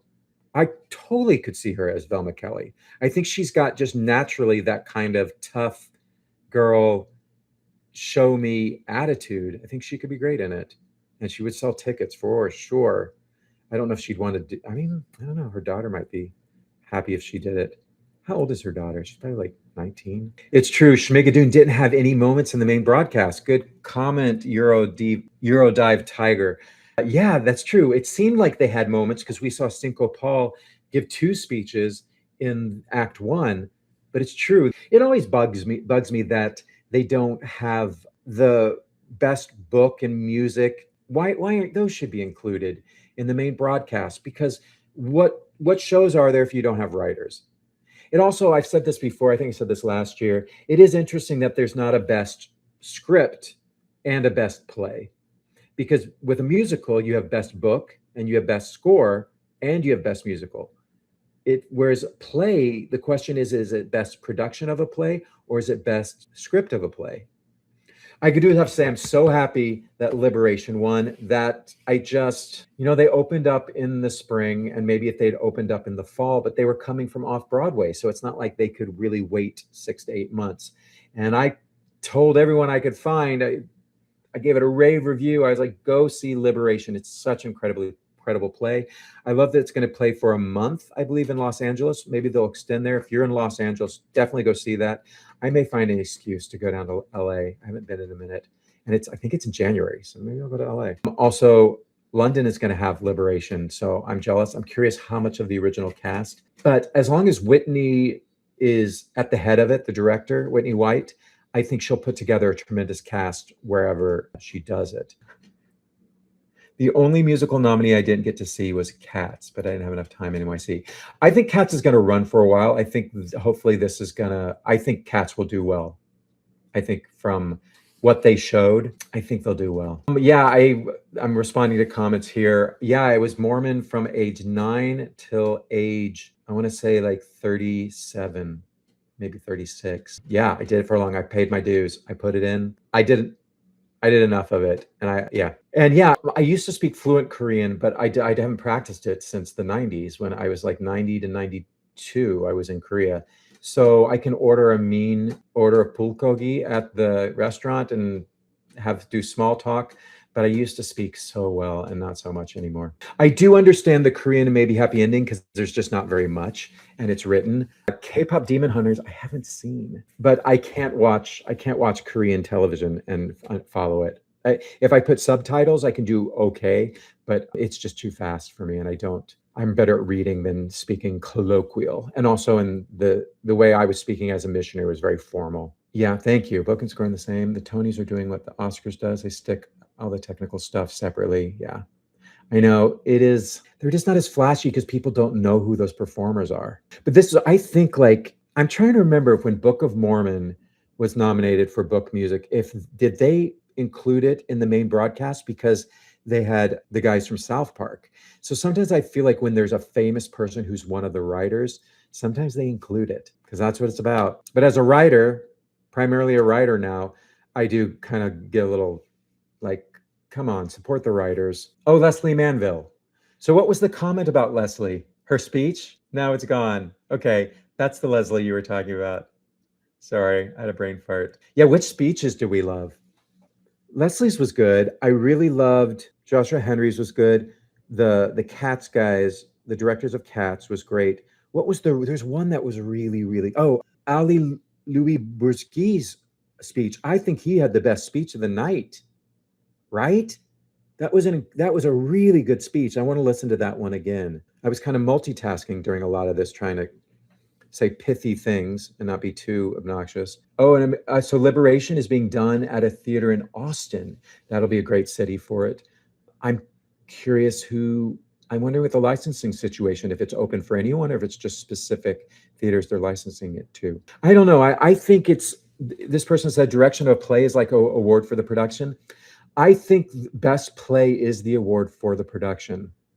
So sometimes you have plays that have incredible writing and have incredible productions, like I think Liberation did, but sometimes you have plays that have incredible writing and not incredible productions. And then sometimes it wins for production. And as a writer, I go, maybe they'll win the Pulitzer like they did with Liberation, won the Pulitzer, but the production was also so incredible. I know. And the funny thing is, I actually can't be too upset about Jellicoe Cats not winning because, look, I've said it before, I don't love Cats the musicals. I just love this version. And Andrew Lloyd Webber doesn't need another Tony. 2018, they presented Best Book during the main program since they thought Tina Fey was going to win for Mean Girls. Thanks for that little bit of information, Joseph P. Filmo. Cinco Paul is still an active Mormon. It doesn't surprise me. Watching the show, it feels like it was written by an active Mormon. He's written plays for the church. There used to be a really popular musical theater writer. He wrote a show called Charlie that I used to listen to as a kid. And then he wrote, I think, Saturday's Warrior. In retrospect, I listen to that and I go, okay, it's not that great. Yeah, more power to him. Yeah, Joshua Henry's speech was great.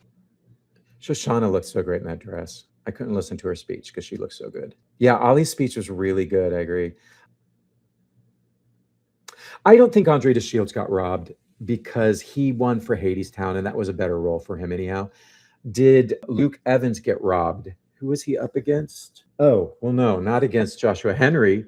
The category for best lead actor in a musical was just stacked. Sam Tuddy could have won if it had been another year. That was the men's categories were really stacked this year. I think the right choices were made in those. Luke Evans will just have to come back and do another show. Got special licensing to do Liberation in Austin. That makes sense because it seems too early for them to license it because who knows if they're going to do a tour. They're doing it in LA. They're doing it in London. It's too early to just license it to anyone who wants to do it. And also, I mean, Liberation's an amazing play, but there's nudity in it. I wonder if Best Role will write a version maybe where that's not in it, because it's a challenging play to begin with to be done, but it's a play that needs to be done regionally. It's very important what they talk about, and it's very timely when people are saying that they should get rid of the amendment that gives women the right to vote. I know not a lot of people are saying that, but some people aren't. They're actually being given a platform. I don't love Luke Evans' makeup in Rocky. I mean, I don't love his wig. I don't like the stringy, wet wig. I don't love it. It's like, did he just get out of the shower? I don't know. That's a choice. Was I bored or confused? You know what? I can't really say if I was bored or confused during the telecast because I was too busy multitasking. So there was no time for me to be bored. If I hadn't been doing this, yeah, I do get bored during some of those sections in the first act. When they do, I think it's cute that they do the regional theater and that they do the teacher. I think it's all important, but it's not super interesting to me because I don't know this teacher and I don't know the theater that won the award. But I think it's important they do it. I'm glad they included it. I already said, I think the opening number, I heard that Pasek and Paul were going to write the opening number. Did they just write the parody lyrics? Because I honestly liked I like the choreography and the direction of the opening number, but as an opening number goes, I don't love the parody numbers as much as when Lin-Manuel Miranda wrote the opening number, and that number, I think Pascal Paul wrote a number, was that the number for Neil Patrick Harris, both his opening numbers. I mean, to me, what was the number he did? There was one where he was like, we're going to make Broadway gay or something like that. And then there's another one. Both of his numbers to me were like, set the bar, like those will never be passed as the greatest numbers. And I think the Pink number, both in the writing and the execution, is somewhere in the middle of great Broadway numbers. And I want a host who's funny. I mean, Laura Benanti would be a great host. She's so funny.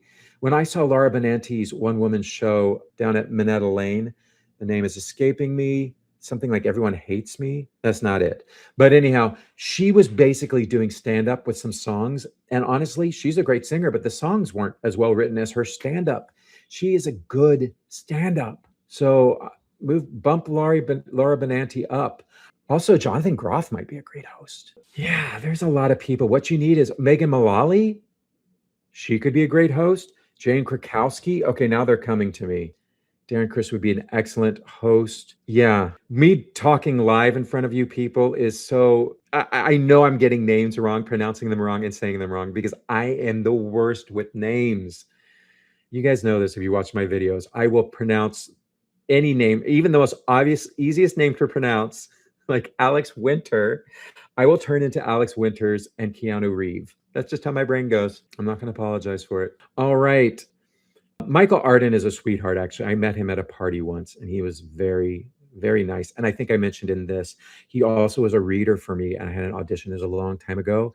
And I remember doing the audition and leaving and going, that reader was incredible, because he was just giving so much. And often when you go into auditions, it's just the casting assistant is there, and they have their head down in the script, and they're just reading them monotone.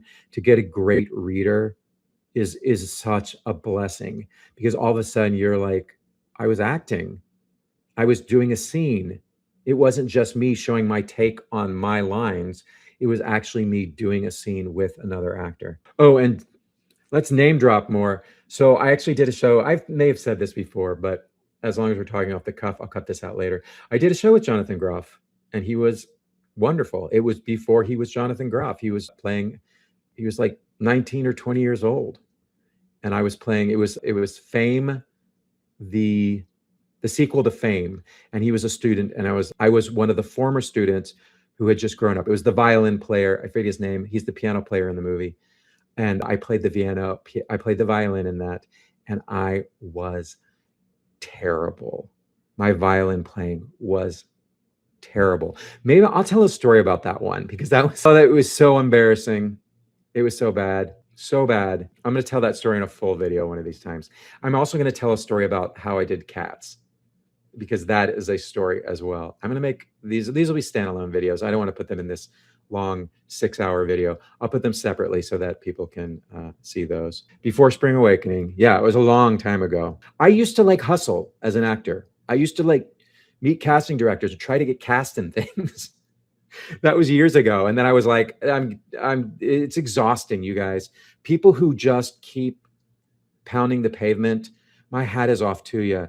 I was like, I did it for like 10 years. And then I was like, I'm not going to be a Broadway star. I'm not going to do this anymore. I still have an agent, but I'm like, it's mostly commercial work that I get now. Don't be impressed. I was terrible in that reading. Yeah, it was a 29-hour reading of Fame. And they paid for me to get violin lessons because I was so bad. Oh, there. Cats should have won Best Revival. I agree. And I had if you want to get my nitpicks in Ragtime, I had some real directorial choices that I just didn't like in Ragtime. One of them is the opening part of it is that she didn't bring the cast on till after the little boy had done his speech. So then there was applause during the beginning of the number, which I couldn't hear the lyrics. I could in the Tony broadcast because they were mic'd separately and it was mixed different. But in the theater, I can't hear the opening lyrics. It ticks me off. And Lynn Ahrens didn't get to give her part of the speech. I felt bad for Lynn because she didn't get to when it was originally, and this was her one chance, and they cut her off. Grr. Okay, should I wrap this up? I can't believe 60 of you are still here. What are you doing? What are you doing? Should I wrap this up? Or are you guys enjoying chatting to each other? 3 decades of Shoshana on Broadway. It was her time. Yeah, I felt that. No, I've not been in Jonathan Groff's apartment. He didn't invite me over. He probably was living at home. He was probably living with Lindsay. I can't remember her last name. So Jonathan Groff's roommate, Lindsay, did the tour of Fosse with me. It's a very small community here. Like, I know Michael Scott, who was just on my television, replaced me in Fosse. It's like I did one job that was Broadway level, which was the Broadway tour of Fosse. And so a lot of those people are on Broadway now. So Cloud Channel, we chillin'. Eurodive Tiger, I don't want to go. Let's talk about more about the Tonys. Don't want to go to bed. I know. Amazingly, I just poured myself like half a glass of water because I was like, I'm not gonna get a bathroom break. So sip, bish. Ken Lasky says it's a wrap. And if Ken says it's a wrap, guys. We should go to bed. We just passed the 2-hour mark. Yes, let's end the stream. And we're gonna do Jen Renee. I'm going to do stories. I've been meaning to do this. I've just had so many shows to review, but I'm going to tell some more stories of my stupid little theater stories for you guys. They don't get as many views as my reviews of Broadway shows, but some of you guys seem to enjoy those. So I will do more of those. So thank you all for joining me. I really appreciate it. You guys are helping me grow this channel. I really appreciate it. Thank you for sharing my videos. Thank you for subscribing. Thank you for commenting. Thank you for liking. Thank you for all the tips you gave me. I don't think anyone gave me a tip. If you want to give me a tip, throw me a couple dollars. It's much appreciated. Thank you guys so much for joining me. I'm going to edit this thing down for you. We have coming up, we have Romeo and Juliet, which I saw the other night at the Public that opens on the 11th. And I'm seeing Lost Ship on Tuesday. So I think that might come out first. I'm really excited to see Lost Ship. And there's other things coming up. I'm not sure what. We're definitely going to do City Center Encores, La Cage. Really excited to see that with Billy Porter. So lots of good reviews coming up, lots of stories. And I'll maybe even throw in a song of mine too, if you guys want to do that. Go to my YouTube channel too, if you want to see some of the other stuff that I do as a writer and as a songwriter. And I even sing on some things. I even used to be a hardcore dancer. So check out those. Maybe I'll post some of my old dance videos. I don't know. Those are so old. They're so crunchy to look at. Anyhow, thank you for watching. I hope everyone had a great night, and I'll see you soon. But let's start taking notes for next year. All right. Thanks. Bye. Ending stream.